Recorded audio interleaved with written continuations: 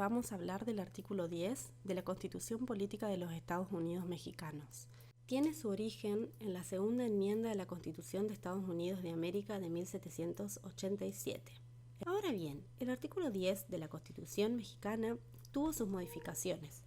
La última reforma de 1974 prevé: los habitantes de los Estados Unidos mexicanos tienen derecho a poseer armas en su domicilio para su seguridad y legítima defensa, con excepción de las prohibidas por la ley federal y de las reservadas para el uso exclusivo del Ejército, Armada, Fuerza Aérea y Guardia Nacional. La ley federal determinará los casos, condiciones, requisitos y lugares en que se podrá autorizar a los habitantes la aportación de armas. Entonces, el artículo 10 implica lo siguiente: se encuentra limitado el uso de armas en ejercicio del derecho a la seguridad y a la legítima defensa.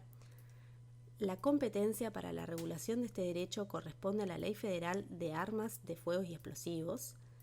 Bajo ninguna circunstancia se permite la posesión de armas prohibidas por la Ley Federal de Fuego y Explosivos. La posesión de armas requiere un registro previo, que es ante la Secretaría de la Defensa Nacional, y para la aportación de armas se requiere la autorización de la Secretaría de la Defensa Nacional. El artículo 10 de la Constitución mexicana no contiene una norma de derechos humanos, pero sí tiene implicaciones en el respeto, protección y garantía del derecho a la seguridad.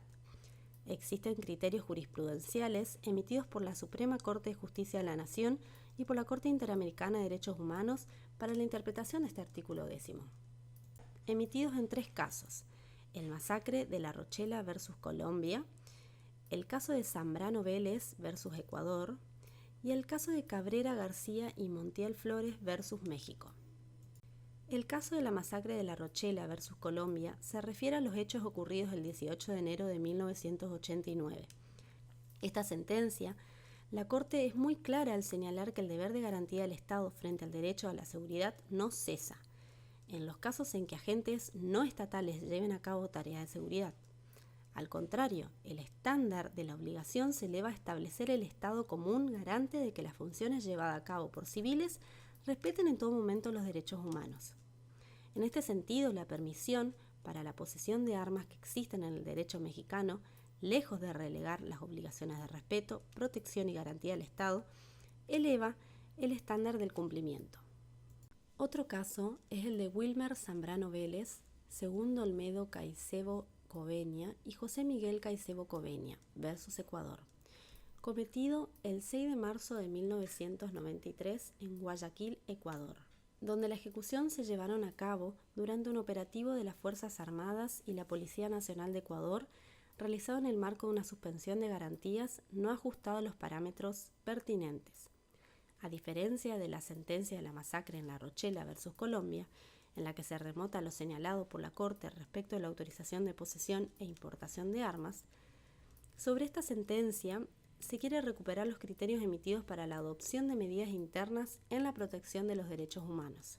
Por último, tenemos el caso Cabrera García y Montiel Flores versus México.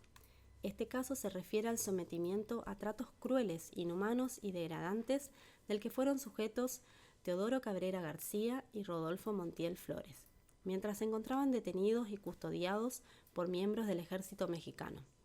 No fueron presentados sin demora ante un juez y otro funcionario autorizado para ejercer funciones judiciales que controlara la legalidad de la detención. Y así una serie de irregularidades acaecidas en el proceso penal. En esta sentencia, la Corte obliga a México a respetar, garantizar y proteger en todo momento los derechos humanos en el ejercicio de su obligación de hacer efectivo este derecho a la seguridad. Para concluir, el artículo 10 de la Constitución Política de los Estados Unidos Mexicanos, recordemos que este derecho a la posesión de armas no es un derecho humano, no constituye una razón suficiente para considerarlo como tal. El derecho internacional de los derechos humanos nunca lo ha considerado de esa forma. Además, como mencionamos, la jurisprudencia de la Corte Interamericana de Derechos Humanos ha sido muy clara al señalar que el primer sujeto obligado al respeto, protección y garantía de los derechos humanos es el Estado, que en los casos en que se haga uso de elementos no civiles y no gubernamentales en las tareas de seguridad, no cesa sus obligaciones convencionales en materia de derechos humanos. Eso fue todo, muchas gracias por escucharme, nos vemos la próxima.